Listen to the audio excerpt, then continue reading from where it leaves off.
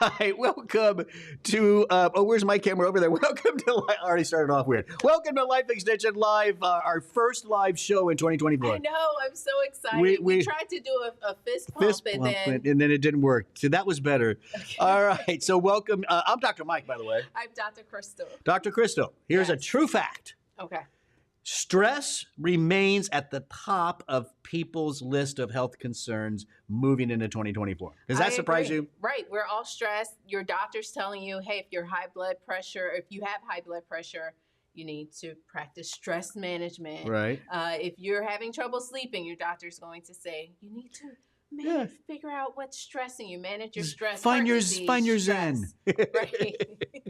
Heart disease, it's mentioned. But if you're overweight, how often does a doctor say, oh, we need to talk about stress? No, they're going to say, stop eating. That's what we want to. Stop eating so much. Yeah. So, and what we want to talk about today is that relationship then between stress, that physical thing that's going on in your body from the stress, and how that might actually impact your weight. Right. How it impacts the decisions that you make, what you're choosing to eat. Stress directly impacts that. Yeah. What you choose to eat, where you're packing on the fat, all of this kind of stuff. So on today's show, we're going to cover, is stress the problem? We're going to talk about the cortisol connection and the nutrients that can help to bring down the stress to help maybe you reach those weight loss goals for 2024. So let's get right into this. Let me ask the question as if I'm an audience member. Yeah. Okay. How would I know if stress is one of the reasons I'm gaining weight? Yeah, so I like to put it in 4 categories, or 4 things that you can use to identify. One is, if you haven't changed anything in your life is pretty constant. Okay. No major unusual stressor has occurred. Yeah. Yes, in the form of a stressful event. Maybe your diet hasn't changed. You're still physically active. You're not going through the change of life. That's men too. That's men too. Trust me, I know. So if those things are pretty constant, I think that's the first clue. So what else then might be? Because the answer is simple. If, you know what, I stopped exercising and I've been eating a lot of McDonald's. Yeah. All right, so that's different. Maybe it's not stress. But if you reflect back, like you just said, and everything is kind of the same, I have it. But over the past 2 or 3 months, I've noticed pants are getting a little tight. Yeah. Right? Yes, and so that brings us to the second way that you can kind of identify is the stress. So everything's constant in your life. Number 1, maybe it's stress. Number 2, let's reflect. What's going on? So self-reflection is really that second step for you to just think about, are you dealing with any stressors in your life? Are you... because I think there's an important point here. Sometimes taking an inventory of what's going on in your life is important, because there might be something going on, Dr. Crystal, that you don't recognize as causing stress. Right. Are you in the process of moving? Maybe your child is now going off to college. Maybe it's something that's kind of a good thing. Maybe you're planning a wedding and you're excited about that. That's very stressful. Okay. I've had sisters go through this. Very stressful. Yeah. Right. So you can kind of think about those things that may not be related to trauma. Right. But it's a change, and it's something that you're trying to process and work through mentally that could be causing a stress. I wonder too sometimes, because when you say stress, chronic stress, I think in the minds of some people, we picture someone almost like panicking, like lots of anxiety. That's not necessarily the case all the time. You can have you can have things going on in your life, work stuff, relationships stuff, and you don't maybe you're not anxious about it, but there's this underlying stress drive going on in your system because of it. And so stress can be masked a little bit in your life. It's not always coming out as anxious or something like that. Right. Yeah. And then number 3. So we talked about Everything's constant. So Nothing has changed. Now you've done an inventory. I I like like that, that. Dr. Yeah. Mike, a self inventory. And then you can look at objective measurements such as blood testing for Right. cortisol. There's a nice easy one right there. That's a way to know. The the objective test, or that's the standard. Right. Right. And so we know, and we'll talk a little bit more about cortisol, but we know that blood testing or salivary testing is a nice way to get more of a 24-hour picture Yeah. of your cortisol. You do your morning, your afternoon, your night cortisol levels. We know that it kind of fluctuate higher in the morning, lower in the evening, Right, right. so that your body can produce melatonin to help you sleep. So you can measure that through a salivary sample. Right, and so it's very simple. A lot of those tests are at home, right? Because you're doing it throughout the day, and ultimately, what we're looking for, as a clinician, I actually looked for two things. All right, number one, elevated cortisol at all levels. Right? So when cortisol is supposed to go up, yours goes up higher than what it should. It's that kind of stuff. But there's another thing that I discovered looking at tons and tons of these type of tests. Sometimes what you see is a slightly elevated cortisol, but it's blunted, meaning there's no ups and downs of the normal. It's like the rhythm of cortisol has been flattened, and you're just kind of constant with it. Maybe little blips like this, but it's not the normal spikes that you see. That's also a sign there's something going on, Right. stressing you out, stressing your adrenal glands out, that kind of stuff. Yes, and then if you're doing a blood test, I always suggest to do the morning and the afternoon Yeah. usually, and then so you want the morning to be higher than that afternoon. So if you're not seeing the cortisol starting to come down Yeah. with that second blood draw, There's then a there's a sign that maybe cortisol could be influencing your weight. Right. So everything's normal. You haven't changed anything, but you're gaining weight. Could be stress. You have identified maybe some stressors in your life, so you take the cortisol test, get that objective measurement. But there's another one that's more subjective too, and that's just where are you gaining your weight? Yes, which is kind of what we're talking about today. Yeah. Is that cortisol belly? That's what, cortisol. Are belly. you gaining weight around the central abdominal area? Right. That's usually a pretty decent sign that that's cortisol related, and we have some research actually that shows that. Right. We can do, share that. yes. So let's get into cortisol a little bit more. So if you're listening and you really think, okay, stress is my issue here. I heard everything you said. Maybe you've gotten the test done. Who knows? Maybe you haven't. Check that out. But you feel like this is it. This is I think I need to listen up a little bit here. So let's dive into cortisol a little bit. And Dr. Crystal, can you give us like a little recap of what happens in your body when you have excess cortisol? Oh, yes. So cortisol, it's our primary stress produced from the stress response, and it's designed to mobilize energy. And this could be, and it could be any stressor that you're dealing with. A lot of times you hear these analogies about running from a bear, but it could be trying to get to work in the morning. Traffic. Yes, it could be traffic or trying to head home, and then you know that you have, for me, I have to get home. The kids have to have a snack, and then we have to get to soccer, and you're just, there's that. I get a little stressed just to hearing you talk sometimes about what your afternoons and evenings look like. Yeah, so cortisol is all about helping you to deal with those moments where you need more energy. Right. So it mobilizes energy reserves. Your body releases glucose into the bloodstream. It turns on everything that you need to have the energy to manage that stress, and it turns off things in the body that are not essential, like digestion. Right, slows that down a little bit. Slows that down. If you are running from a bear, who cares if the body doesn't care about trying to? It wants to survive. Optimally digest your food. Right. Your body is not. It wants you running. Right. It's not focused on reproduction. And so those are some of the things that's turned off. Yeah, and I love the idea, like, traffic versus running into a bear, right? Yeah. There was a time in human life when we were foragers. Thank you. And we would encounter animals. We were not the top of the food chain, let's say that. And so in those cases, you want a lot of energy because you got to run, you got to book it, or you got to fight. You got to do something. Yes. Well, now, today, if you're sitting in traffic and you're getting a little stressed out from that, you're releasing all this sugar, you're not running, you're not burning it, right? So what's happening to all that sugar? It gets stored As fat. There it is. That's what happens. And then you start seeing it being stored as fat, and it spirals into the situation where you are storing it.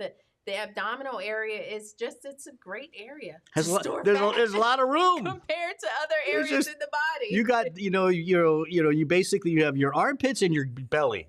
That's kind of in armpits. Oh yeah, no, people get it right here, right now. Okay, we're gonna move on from that statement. Okay. But yeah, you're right. The belly is just a great spot. It's a great spot, and that belly fat. When we're talking about the visceral fat, not kind of that pinchy fat, right? Yeah. We're talking the fat that's surrounding your organs, that's associated with causing with insulin resistance, right? Associated with diabetes. Yeah, this is not the jelly belly. This is it's like a drum. Like yeah. Yeah. This is that when the stomach's tight, but it's big.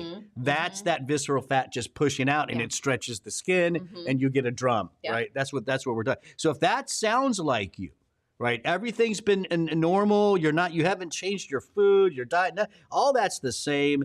Couple stressors in your life. Yes, for me, it's that belly fat. Even if you don't know cortisol or not, you could probably make that connection. Stress is probably a part of your weight gain. Right. Now, I want to say something real quick, though, because then the natural progression of this conversation, right, is, okay, well, let's get rid of stress and lower cortisol. And we got some suggestions for that, right? But don't we need to, let's take a step back. Okay. And, if you do things to lower your cholesterol, maybe manage stress better, that's not necessarily going to all of a sudden get you your weight loss goals. Weight gain and weight loss is multifactorial. Right. And it's the way I think of it, Dr. Christo, see if you like this. If you have high cortisol, you have a lot of stress, you're gaining some weight, and you do something, you go on some sort of diet, whatever it is. If you don't manage the cortisol and stress, you're making it really hard to succeed. That's a good point. And the reason, I guess, kind of if you look at some of the mechanisms why it's harder to succeed is because that cortisol makes you crave let's talk about that. Foods that release energy quickly. Quick. So the sugars and the carbs and the comfort food. That's what comfort food mostly is, right? Yes. So heavy carbs. Right. Yep. Don't we love them? That's what happens. So you got this natural stress response, releasing sugar. You're not burning it. That's fat. And then because you need that energy, your body's saying, hey, we need more sugar. Go eat some. Get us. So you got all these things going on that are leading to ultimately weight gain. And so, if this sounds like you, we need to address cortisol. And if we do address it, you're simply making it easier for yourself to get to that weight loss goal. I like that. Yeah. It won't be the end all. It's not the end all. Yeah. Another analogy, remember we talked about that, is people with low thyroid. If you have low thyroid and you're trying to lose weight and you don't fix the thyroid, that's an uphill battle. Well, how about this, Dr. Mike? The connection between cortisol and thyroid, and there is a connection that cortisol can stop your thyroid, the hormones from becoming activated, that T4 turning into the active T3 hormone. So it's all related. That connection as well. It's all related. So let's talk, so again, just keep that in mind. Weight loss is multifactorial. You being the nutritionist, we always like to put food first. So what we want to do now, let's transition to what are we going to do about this cortisol? What are we going to do about the stress in our lives? Now, we're going to focus more on foods and nutrients that actually lower cortisol. We are. We're not going to focus on the lifestyle things today to help you to de-stress, right? Today's more about what you can consume. Yes. And we always do food first. Yes, we do. So I have a list here. Chocolate, dark chocolate to be exact. And thank you, our production team. Hannah! Fish oil, green tea, pomegranate juice, and surprisingly carbs, but we're talking good The carbs. good, yeah, not just that's confusing, right? But you see everything there. That's brown rice, whole grain bread. Right. That's what we're talking about. Good carbs, carbs that you'll find from your nuts and your seeds.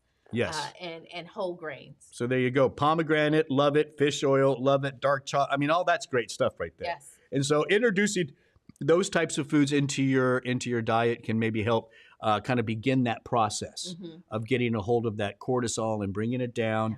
I do think we need a little help, and this is where certain nutrients come into play. We call it filling in that gap. Food is where you start, always. Yes. But we need some help often. We do. Right? We do. That's where the nutrients come in. That's just where it is. It just kind of helps. I like to think of it as kind of taking the edge off some of these. Yeah. Now we have a whole list of nutrients we're going to go over. And maybe at the end, what we can do is talk a little bit about like what our favorites are. Okay. Like, because I've tried some of this. Like I've done some of this. I have my favorites picked out. Okay, you already. do. So let's talk now about. And so you're incorporating those foods. What nutrients can help? The first one that comes to mind, and it's the first one on our list, is DHEA. Yeah, DHEA is produced by the adrenal glands. That's also where cortisol comes from. You see often the stress response, excess cortisol can sometimes lower DHEA. They kind of have a partnering relationship. Yeah, they kind of go together a little bit. Yeah. But we do see that adding in DHEA, especially if you are at the age where your DHEA levels are declining, because DHEA declines with age. Did we say what DHEA It's a was? hormone. It's a hormone. I'm just like jumped right in there talking about it. DHEA is a hormone that helps to cascade into other hormones. Right, like testosterone and the estrogen. And so as you mentioned, it does drop starting probably middle age, and it comes down a little bit. It's important for immune system, muscle health, and of course, cortisol balance. Yes, and so research does show, we even have a placebo-controlled crossover study resulted in a decrease in 24-hour plasma cortisol profiles among older men and women after receiving DHEA. Typical dosing, I wanted to make sure we added that in. For women, about 10 to 25 milligrams per day. That sounds for men, good. about 25 to 75 milligrams daily. Obviously, this is based on lab testing. Yes, please. You can start taking DHEA, but you certainly want to get a test. Get tested. Yeah. After you've taken it for a little while. I think that's good advice. We know anytime you're taking hormones, right? You should be committed to making sure your numbers look good, right? So that's DHEA. Number 2, everyone's heard of now. How many shows have we done on ashwagandha? Look, I didn't even have to look at my notes for that one. Yeah, we've done so many on it. Ashwagandha, adaptogen. In this case, it seemed that it had more of the effect on cravings, right? It did. It improved these perceived stress scale scores. Basically it's a survey saying how stressed do you feel? Right. And your perception of being stressed after taking the ashwagandha, and as well as cravings. And they also measured in this study serum cortisol levels as well as body weight. And so there was improvement in all of the food craving scores, the happiness scores, the serum cortisol, as well as body weight at 8 weeks. But at 4 weeks, that perception of being stressed was improved as well. Improved too. So the perception at 4, the rest at 8. That's pretty good, right? And these are adults with experiencing chronic stress, and the dose here, typical dose about 250, 300 milligrams of ashwagandha. The next one that may help you is fermented ginseng. Do you think, I think most of our audience have heard of ginseng, but what about fermented? Is that? Probably not. You don't find that often as an add-in. Yeah. It's a unique way to deliver ginseng. Whenever you take ginseng, the body ferments it naturally, the Right. gut bugs. The gut bugs. You and went to it Texas for that. it kind of activates, I don't want to say activates it, but the bacteria produces a compound K. Yeah. It produces a compound that is giving you the benefits that we see from ginseng. Yeah. And Okay. the body's ability to have that fermentation process is not that great. Right. So it's pre-ferment it. And that helps with the absorption and Exactly. more of the ginseng coming in. Right. So fermented ginseng was actually studied about 200 milligrams. I think that's what that was. Yes, so that's a good dose. I'm not sure if that was the dose in this. Oh, yes, it was the dose in the study, this double-blind placebo-controlled study. And ultimately, it left to lower circulating cortisol levels. Yeah. Right. Let's move on now. Another one you may consider is rhodiola, and we can just have the list there on the bottom now. Mm-hmm. Rhodiola is another adaptogen, not as trendy as ashwagandha, but it's been around a long time. A long time. Rhodiola's claim to fame is that it's also very energizing. Right. As an adaptogenic herb. And when we say adaptogen, these are just herbs that can kind of bring the body back into a state of balance. Right. And so rhodiola is one that people usually will want to take during the day. Because it can be a little energizing. Effect. Yeah. And shown to be another nutrient that can help with cortisol. Right. I had a friend who did rhodiola. I gave them rhodiola because ashwagandha didn't help. So we moved to rhodiola, and this person was really starting to have like anger issues. They were irritable, right? Mm-hmm. Rhodiola helped a lot with that too. Really? Yeah. Now I don't have a study on it. That's just a case report. But it was pretty impressive. Yes. Hibiscus, that's another one. I would have never, like hibiscus. Yeah, just another one. The research here that we have is that it's decreasing cortisol in older women. We have some data there. Okay. Mm-hmm. And then now we have some really good research on these next two, magnolia and a cork tree extract, right? Yes. And so with this is a study where the participants, their salivary cortisol was measured morning, noon, and night. And the overall exposure to cortisol morning, noon, and night was lower in the individuals who received this combination of the magnolia and philodendron. Philodendron is the cork tree. Mm-hmm. It comes from the cork tree. Yes. Right. And these are the bark extracts from that cork tree at about 500 milligrams in this particular study that we're referring to, but about 500 to 750 milligrams. And I like that they tested the cortisol at 3 different times, mm-hmm. right? That's important. And they were able to show that there was improvement in that cortisol balance through all those times, right? Right, exactly. Right. So that's a great one to consider. And then there's another combination. The last one we'll talk about, green tea leaf and lychee fruit. Lychee fruit extract. I love lychee fruit. Me too. Yeah. Some people love lychee martinis. Maybe that's what I meant. We are not talking about a lychee martini. But the reason I wanted to bring this group up, because most of these nutrients we just spoke about are having their effect closer to a little longer, like 8 weeks or something, mm-hmm, right? Mm-hmm. But it's the lychee fruit and green tea leaf that showed a significant reduction in cortisol in just 4. Yeah. So this is a little more, I wouldn't call 4 weeks immediate, but it's faster. Right. And so I'm happy we're bringing up that duration and kind of emphasizing that, because a lot of people want something now to manage their stress. And we're not saying that these things can't provide an adaptive or like a calming or balancing effect sooner.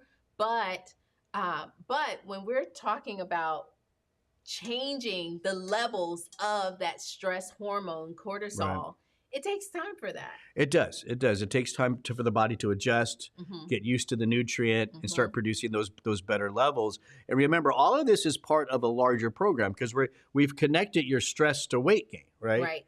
And so, you're on probably a lower calorie diet. You're trying to get more exercise. And remember, if we don't handle the cortisol and stress, if that's what you think your issue is, mm-hmm, it's just an uphill battle. Yeah. And so don't think of this as, I need to lower that cortisol like within 2 days if I'm going to. Yeah.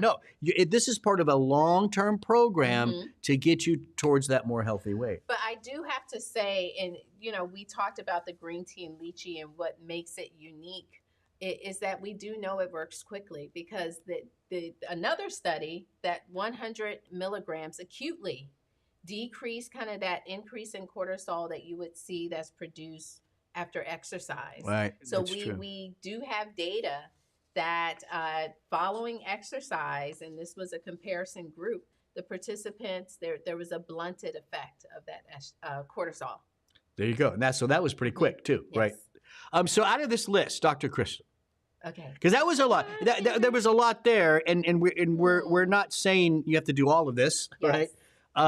We're just giving you the list of nutrients that have research proven cortisol lowering effects. And so, what would you like? What is your favorite? Like, how would you start this? What would you I do? would start for sure with DHEA. Okay, that was Hands that. down. Boom, and see how that goes for a while. Yes. And then as a woman, 25 milligrams. I would even, some people, 15 milligrams works well. Yeah. So that would be my suggestion. Well, you know what? Don't steal my suggestion. I have to, because number one is DHEA for me too. There's no doubt. I would start with the DHEA, and if I'm still not getting the effects I want by measuring cortisol, all that kind of stuff, I kind of like the green tea leaf, The and lychee. I think that's Mhm. another great combination. Magnolia, another good combination with the cork tree. Mhm. Yeah. Yeah. So there's some good options there for you. Yeah, and then ashwagandha. I mean, it doesn't. That's one I would add in with the DHEA. You're taking ashwagandha I have anyway. to take right. You're already doing it.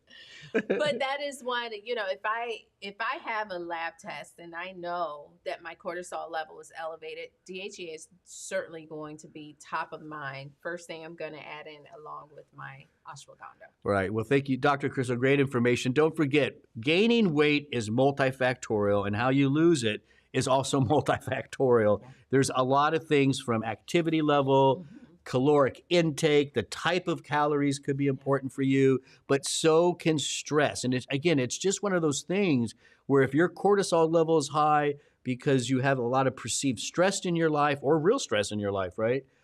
It's just, if you don't manage that, it's just harder, right? And you're not going to maybe see the weight loss that you want to see, and reach your goal. So manage that stress. Consider those foods. Consider some of these nutrients. And I feel, I don't know about you, you're on a better path to reach your goal. Yes. Right. We have an article, right? We do, lifeextension.com/stressbelly. Is stress making your tummy stick out?